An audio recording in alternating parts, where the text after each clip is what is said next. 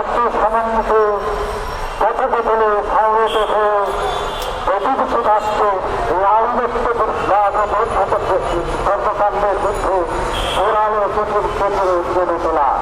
সম্ভবত সেই কারণে জাতীয় কবিতা পরিষদ এই প্রথম একটি পথসভা করছে, তার উদ্দেশ্য জনগণকে সজাগ করা এবং জনগণের আগামী সংগ্রামে সম্পৃক্ত করা।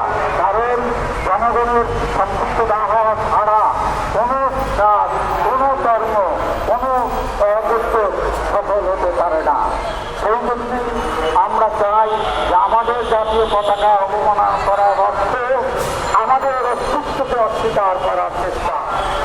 এটা তারা আজকের 18 কোটি মানুষের সম্মানকে তারা বিনষ্ট করেছে।